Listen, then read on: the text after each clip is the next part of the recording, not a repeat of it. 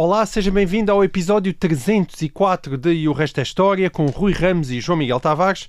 Entre 1940 e 1943, o exército japonês mobilizou 100 mil prisioneiros de guerra aliados para construir um caminho de ferro de mais de 400 km de extensão que completasse a ligação entre Bangkok e Rangoon através das selvas cerradas da Tailândia e da Birmânia. A violência do empreendimento promovido pelos japoneses fez com que esse caminho de ferro ficasse conhecido como a Ferrovia da Morte, estimando-se que tenham morrido na sua construção cerca de 90 mil trabalhadores civis e cerca de 12 mil prisioneiros aliados. A dimensão da tragédia deu origem a um grande filme de guerra de David Lean, A Ponte de Rio Kwai, de 1957, e inspira agora uma série do canal AXN chamada The Narrow Road to the Deep North, que adapta o romance do mesmo nome de Richard Flanagan, vencedor do Prémio Booker em 2014. O romance foi lançado em português pela Relógio d'Água nessa altura com o nome de A Senda Estreita para o Norte Profundo, mas daquilo que eu pude investigar penso que se encontra esgotado. O que não se encontra esgotado é a sabedoria de Rui Ramos acerca destes temas. Vamos ver. E a minha pergunta para ti é esta, Rui. Nós conhecemos muito melhor a Segunda Guerra Mundial que ocorreu nos palcos da Europa e do Norte da África do que a Segunda Guerra Mundial que decorreu no Pacífico e no Sudeste da Ásia.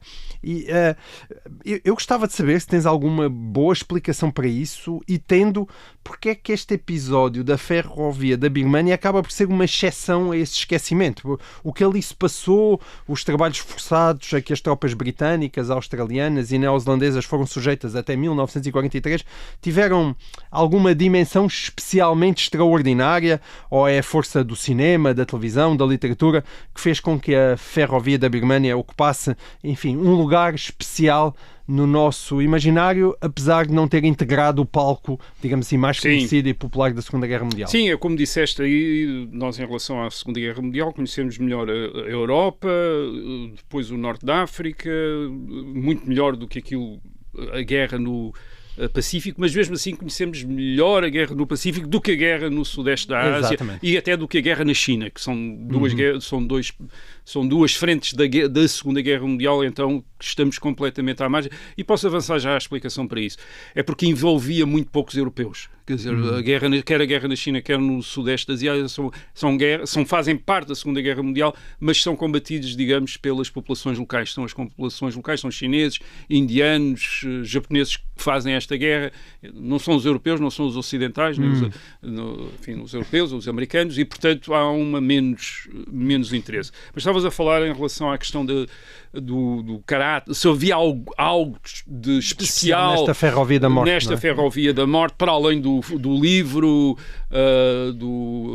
antes deste livro do Richard Flanagan havia um livro do Pierre Boulle, que é a origem do filme de 1957. Pierre Boulle é um autor francês, que é também o autor do Planeta dos Macacos. Portanto, ele fez que deu origem a dois grandes filmes míticos do cinema americano, quer dizer, que era a Ponte do Rio Kwai de 1957, que era o Planeta dos Macacos já dos anos 70, do princípio dos anos 70. Portanto, é este Pierre Boulle, quer dizer, nada um a ver com o outro, mas a mesma imaginação, a mesma imaginação.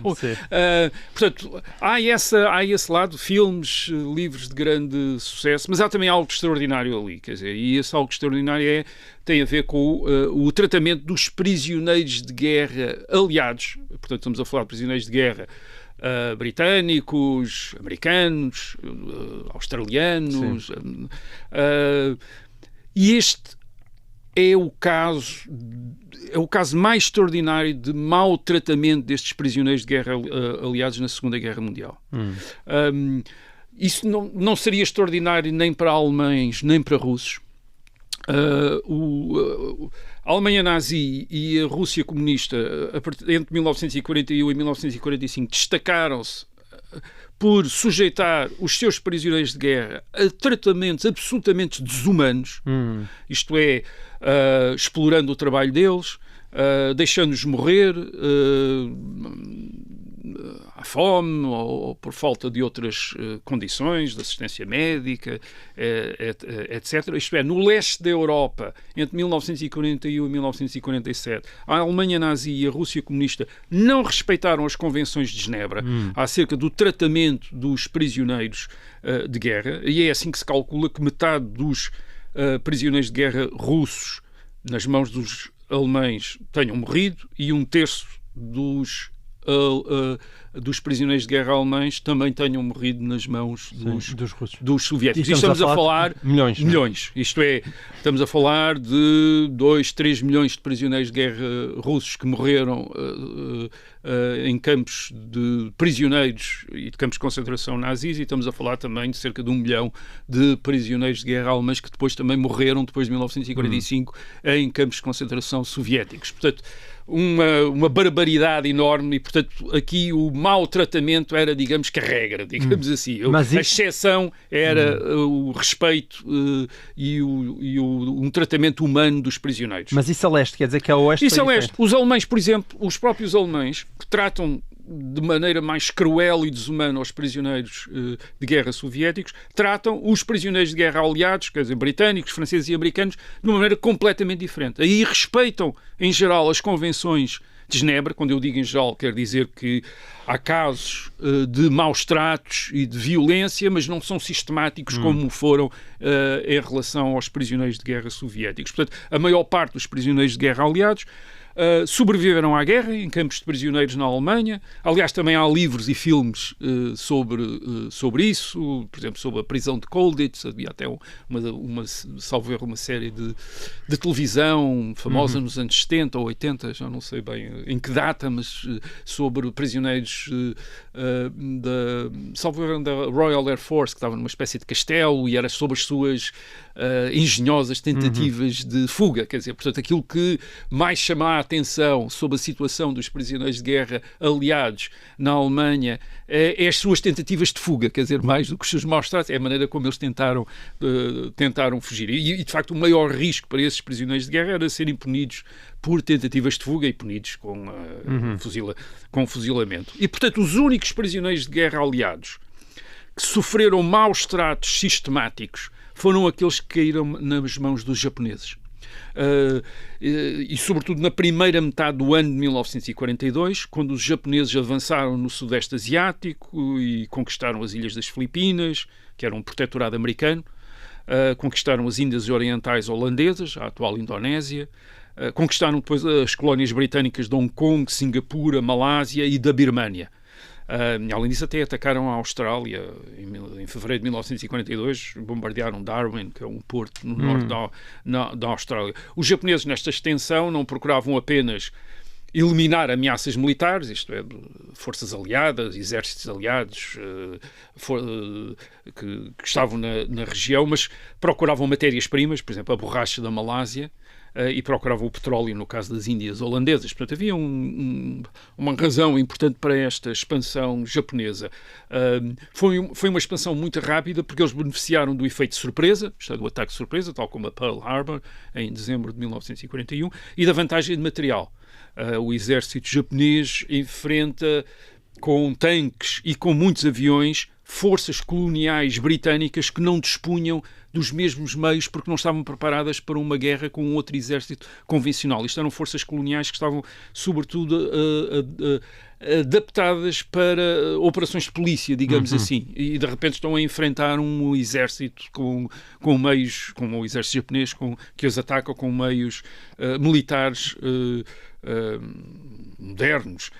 Portanto, a maioria dos prisioneiros aliados cai nas mãos dos japoneses nessa altura, e são britânicos, são australianos, são neozelandeses, ou são americanos, no caso das Filipinas, ou são súbditos do Império Britânico, por exemplo, indianos, que estão no exército britânico. Portanto, os japoneses nessa altura fazem cerca de 350 mil prisioneiros, e cerca de 132 mil são ocidentais, isto é, são europeus ou americanos. A maior parte são ou australianos, digamos assim. À escala da Guerra Mundial não é um número enorme, mas é muita gente. Ainda é muita gente. A Segunda Guerra Mundial, quando os números os números mais pequenos são sempre enormes, quer dizer, em termos de proporções atuais. Sim. Isto é, um número pequeno é um exército de 100 mil homens, é uma coisa que praticamente não é muito relevante hoje em dia, na altura, hoje em dia é uma coisa impressionante.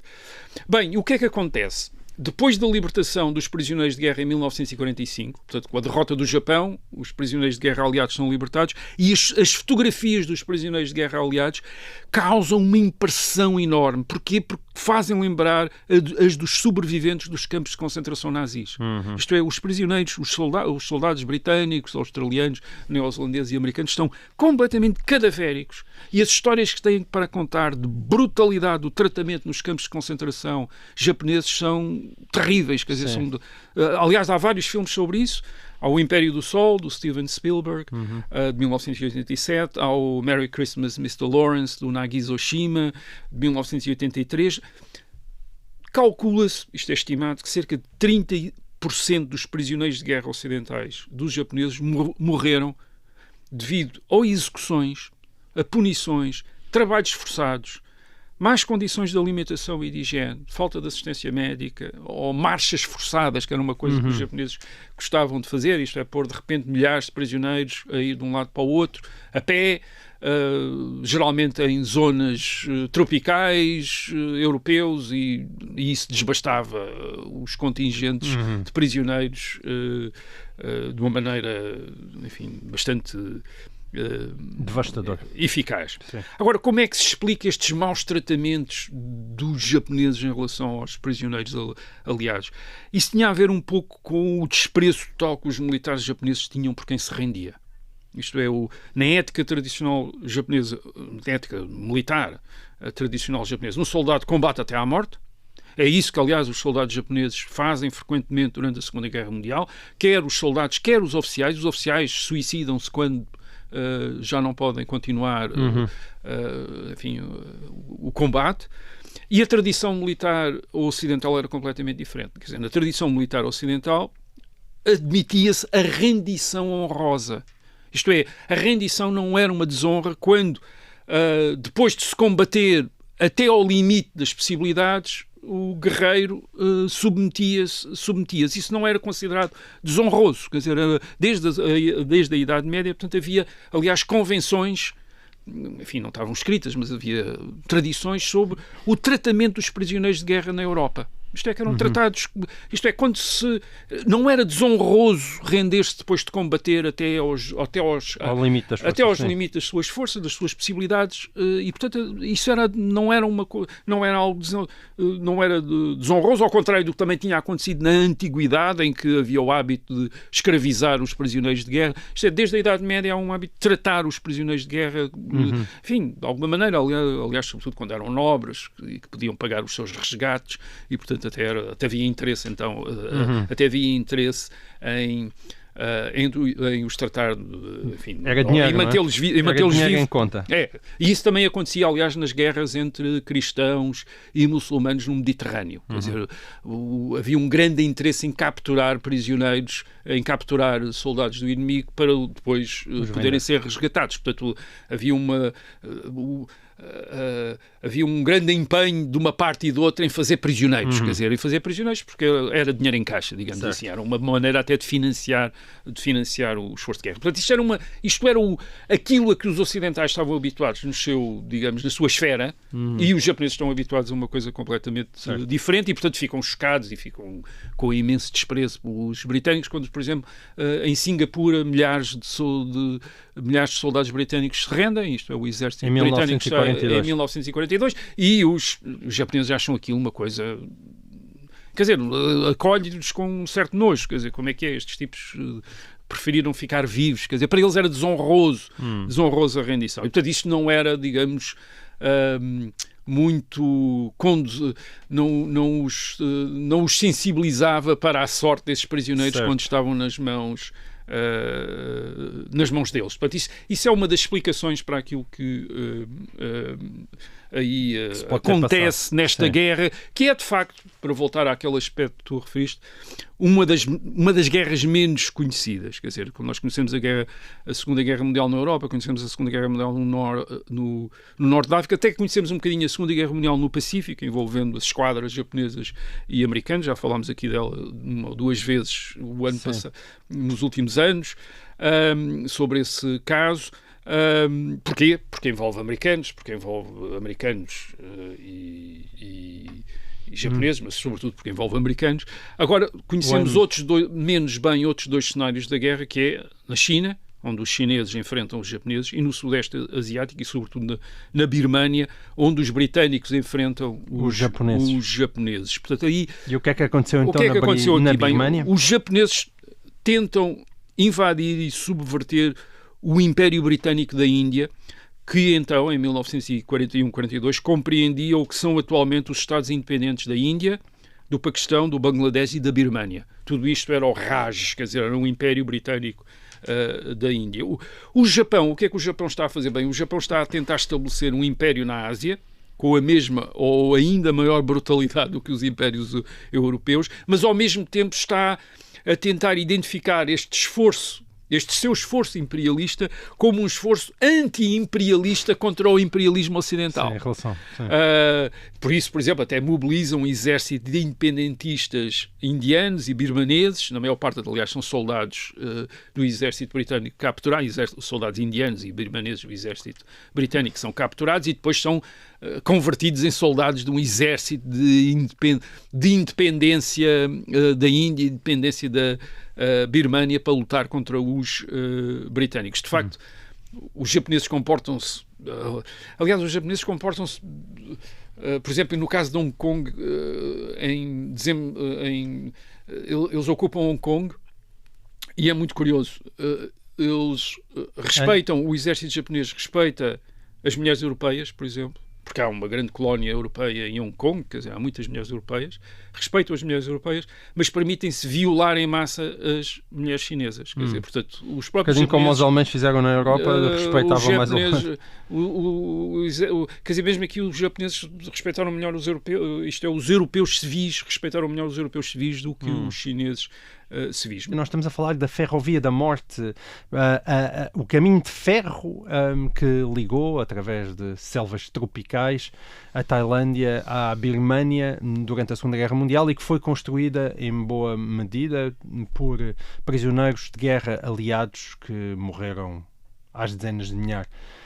Rui, tu estavas a começar a contar o que é que foi exatamente essa guerra na Birmânia, que começou em 1942, não é? Em janeiro de 1942, enfim, começou em dezembro, quando, portanto, em dezembro ainda de 41, depois Pearl Harbor. Em dezembro de 41, 7 de dezembro, há o ataque japonês a Pearl Harbor, e nos dias seguintes os japoneses atacam também as posições americanas, holandesas e britânicas na Ásia. É que também é tomado Hong Kong, que tu falavas na primeira parte, também foi em 1941. Aquilo que hoje é a Indonésia, então era as Índias Orientais holandesas, e a partir da Tailândia. A Tailândia é um Estado independente e, nesta altura, supostamente aliado dos japoneses. Eu estou a dizer supostamente porque, de facto, é uma espécie de ocupação japonesa, mas em que os tailandeses são levados a colaborar, enfim, ou espera-se, os japoneses esperam que os tailandeses colaborem com eles. Portanto, a partir da Tailândia, o Japão começa então a invasão do Império Britânico da Índia através da Birmânia.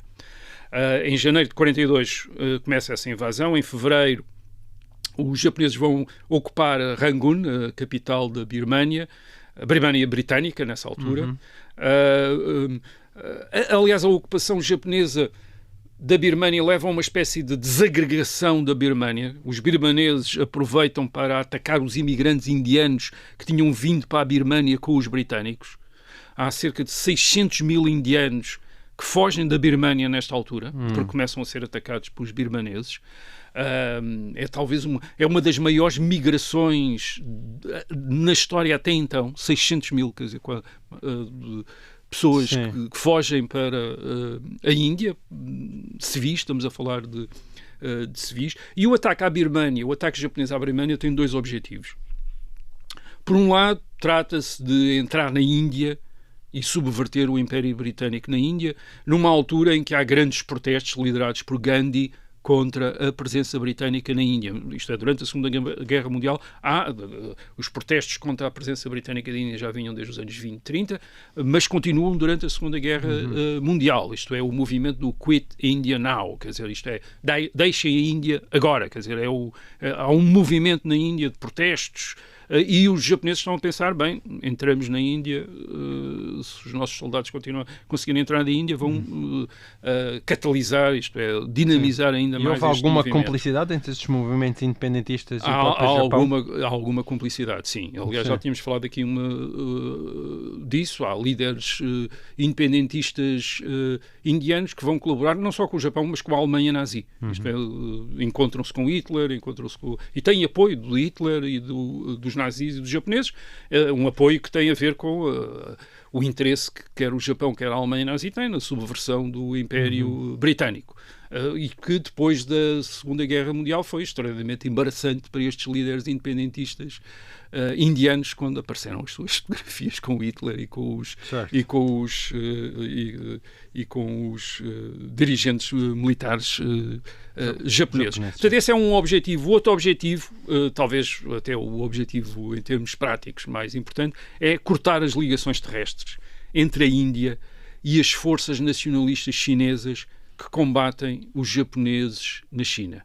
Portanto, é tentar cortar. Portanto, havia uma linha de abastecimento entre a Índia e a China para as forças chinesas que combatiam os japoneses. Portanto, não esquecer, há uma guerra na China desde 1937 entre o Japão e os nacionalistas e os comunistas chineses, mas sobretudo os nacionalistas, uma vez que os comunistas resguardam-se imenso na luta contra o Japão, o que vai permitir depois, aliás, estarem em melhores condições na Guerra Civil a partir de 1945 contra os nacionalistas.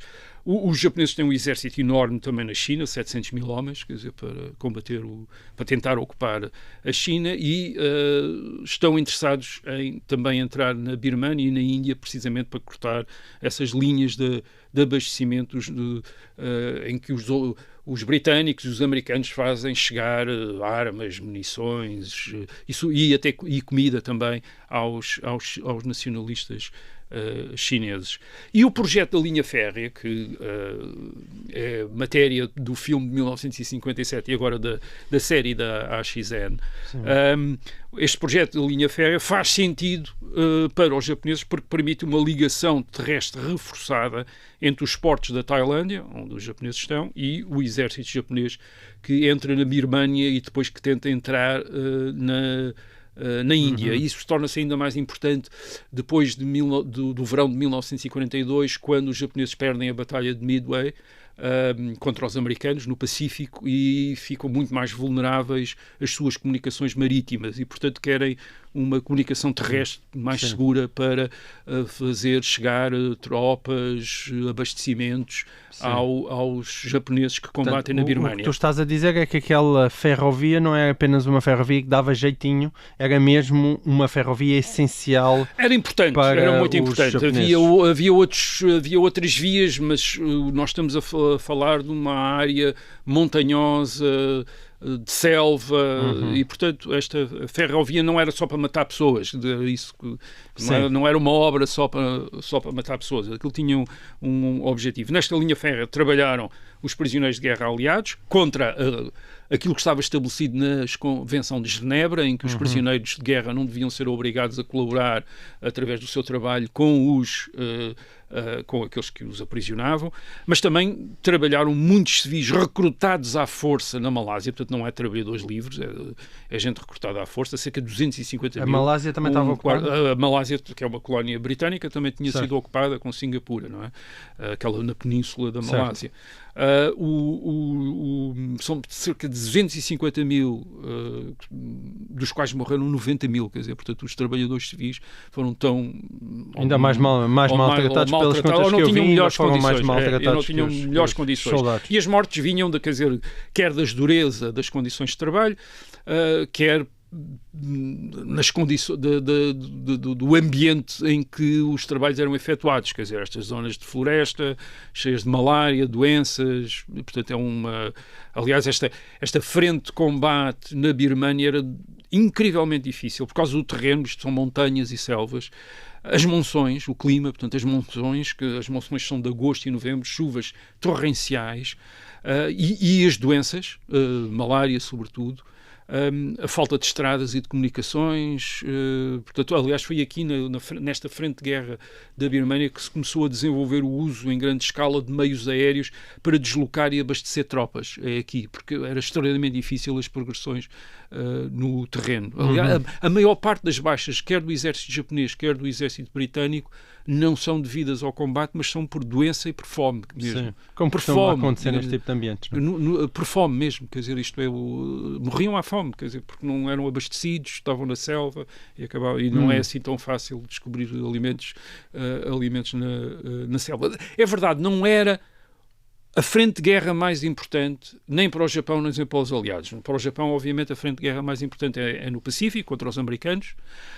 Para os britânicos, também não é. A frente mais importante é na Europa, no norte da África, contra a Alemanha. Mas, no entanto, os números são relativamente grandes. Quer dizer, em 1944-45, os aliados têm 1 milhão de homens a combater na Birmânia.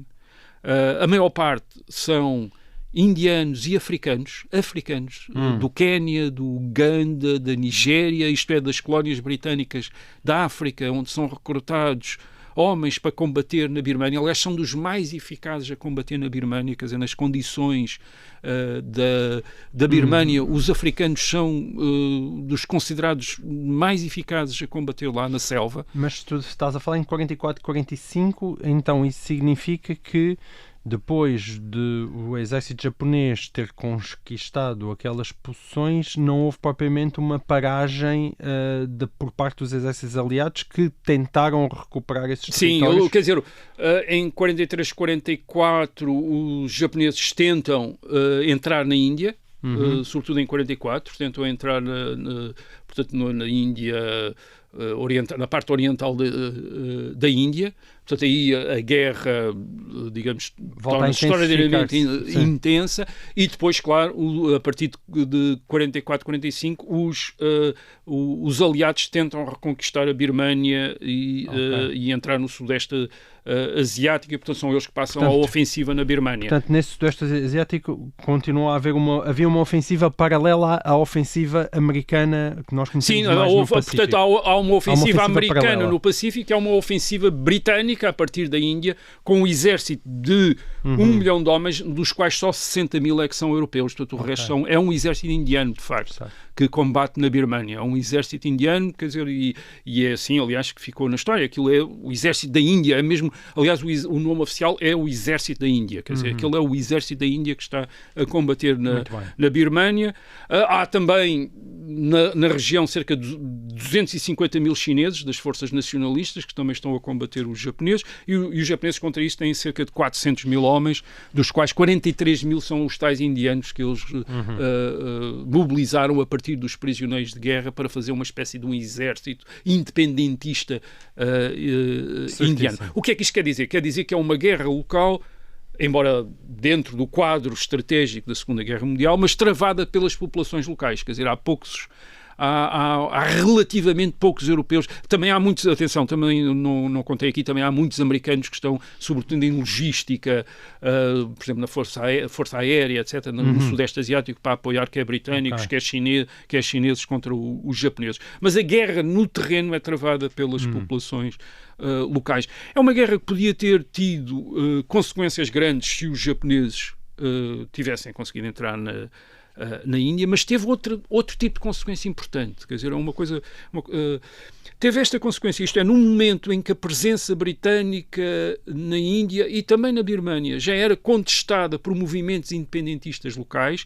A verdade é que a maior parte da população da Índia e da Birmânia optou por ficar com os britânicos contra os japoneses. Isto é extremamente interessante. Isto é, a maior parte da população da Birmânia optaram por ficar com os britânicos, e em 1945, quando os britânicos entraram, quando o exército da Índia entrou na Birmânia, o exército independentista birmanês que os japoneses tinham constituído para combater os britânicos voltou-se contra os japoneses, isto é, passou-se para o lado dos britânicos e voltou-se contra os japoneses. Isto não quer dizer que estes combatentes tivessem gosto em que os britânicos ficassem na Índia e na Birmânia. Eles vão ser depois grandes ativistas da independência logo a seguir a 1945. Mas entre 1941 e 1945 eles não estão nada convencidos de que os japoneses sejam uma alternativa boa, ou a maior parte deles não está nada convencida que os japoneses sejam uma alternativa boa aos britânicos. O que quer dizer que para eles o imperialismo japonês era muito pior do que o dos europeus. Isto é interessante porque nós hoje ainda achamos que o imperialismo europeu é o cúmulo do mal, quer dizer, mas não, para os indianos e para os birmaneses entre 1941 e 1945 os japoneses pareceram muito piores. Sim. O tratamento, aliás, que os japoneses davam aos civis era uma barbaridade total, mesmo apesar dos japoneses fazerem esta propaganda da libertação da Ásia em relação aos europeus. Agora, neste caso, verdadeiramente, posto tudo isto, é mesmo o cinema que vai dar importância a esta frente da guerra, da Segunda Guerra Mundial. O filme A Ponte sobre o Rio Kwai é o filme mais visto do ano 1957, quer na Grã-Bretanha, quer nos Estados Unidos. É o filme que vai ganhar os Oscars relativos a esse ano, portanto, em 1958, os Oscars dos filmes estreados em 1957. Portanto, em 1957, A Ponte do Rio Kwai é o filme que toda a gente viu ou de que toda a gente ouviu falar. Quer dizer, é o grande sucesso do cinema de 1957, é um dos grandes sucessos do cinema dos anos 50. A gente, se calhar, não tem muita noção, mas na verdade estavas a falar de um evento que ainda estava fresco na memória de muita gente, não é? Tinham passado 15 anos. Neste caso aqui é curioso, quer dizer, porque não é um evento de que houvesse muitos americanos ou britânicos com experiência direta, quer dizer, porque não havia muita gente lá. Portanto, qual é que foi? Portanto, não é um filme de guerra sobre a Alemanha ou o Norte da África, em que tinham combatido centenas de milhares de americanos e de britânicos. Então, qual foi o segredo? Bem, por um lado, David Lean, o senhor David Lean, quer dizer, é uma super produção espetacular, como depois seria o Lawrence of Arabia, de 1962, que é com grandes atores, grandes meios, mas também uma história que é ao mesmo tempo exótica, o ambiente exótico, a selva, etc. Quer dizer, um bocado mais exótico do que a Europa, claro, para a maior parte dos europeus ou dos americanos, mas também uma história intrigante, que rompia com os padrões dos filmes de guerra até então. E isso é o outro aspecto que é mais interessante para compreender o sucesso deste Da Ponte do Rio Kwai de 1957. É que o filme, de alguma maneira, correspondia a uma crescente atitude de ironia ou de desconfiança dos públicos ocidentais em relação às elites de governo, às elites dirigentes do Ocidente. Portanto, há uma espécie de um distanciamento, começa a haver um certo distanciamento, uma certa ironia, uma certa desconfiança, e o filme, digamos que corresponde a esse novo sentimento. O filme, como disse, é uma adaptação do livro do autor francês, o Pierre Boulle, e o Pierre Boulle mistura duas coisas no filme. A sua experiência, ele tinha tido experiência de ser um prisioneiro dos japoneses na Ásia, ele próprio ele era um agente do general de Gaulle em Singapura, e portanto quando os japoneses ocupam Singapura, uma colónia britânica, em 1942, ele também é feito preso e está durante 2 anos preso, prisioneiro dos japoneses. Além disso, Pierre Boulle conhecia também a colaboração das autoridades coloniais francesas da Indochina e autoridades coloniais francesas que estão em sintonia com o regime de Vichy em França, isto é, de colaboração com a Alemanha, e que colaboram também com o Japão depois de 1940 na Ásia. Certo. Portanto, há uma colaboração destas autoridades francesas em França com os alemães e na Ásia com os japoneses, portanto estamos a falar das colónias do Vietnã, do Laos e do Camboja. Aliás, já falámos aqui disso, a propósito das origens, a propósito de Dien Phu em 1900, portanto, na Batalha de 1954. Portanto, Pierre Boulle combina essas duas coisas e no filme o que ele faz, põe um oficial britânico aristocrático a colaborar com os japoneses. Portanto, ele é prisioneiro de guerra, mas colabora com os japoneses na construção desta ponte por uma questão de orgulho nacional. Isto é para provar uma espécie da competência da engenharia britânica em relação, aliás, até à engenharia japonesa, que não estaria à altura da engenharia britânica. Isso, aliás, até levou o público japonês a ficar revoltado com o filme da Ponte do Rio Kwai. Agora, o ano de 1957 também é relevante, porque é 9 anos depois da independência da Índia e 1 ano depois da crise do Suez, isto é, do fim do Império Britânico e da manifesta incapacidade dos britânicos manterem a influência que até então tinham no mundo quando falham naquela operação de reocupação do canal do Suez contra o Egito de Nasser. E isso tinha levado também uma grande desconfiança em relação às elites governantes britânicas e à ideia do Império. Quer dizer, o Império de repente pareceu uma coisa, uma vanglória mais ou menos absurda. Quer dizer, estas construções que os europeus andaram a fazer em todo, e sobretudo os britânicos andaram a fazer, e que não... E para quê?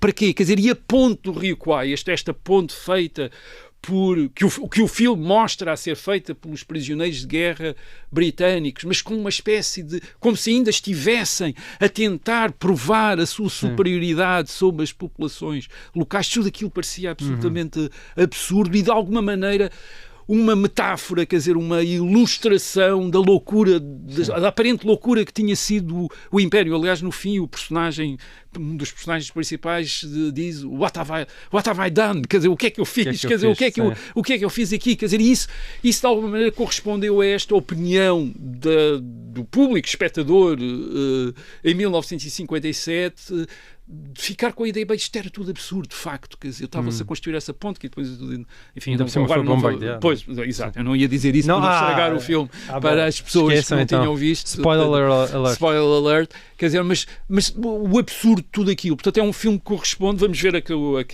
agora a série do Achille. É uma grande história, obviamente, a história é grande, o ambiente é inspirador, toda a história é notável, mas vamos ver o que é que toca em termos do público, como o filme de 1957 Muito tocou. Bem. Bom, e assim termina esta edição de E o Resto é História. Nós voltamos para a semana. Até lá.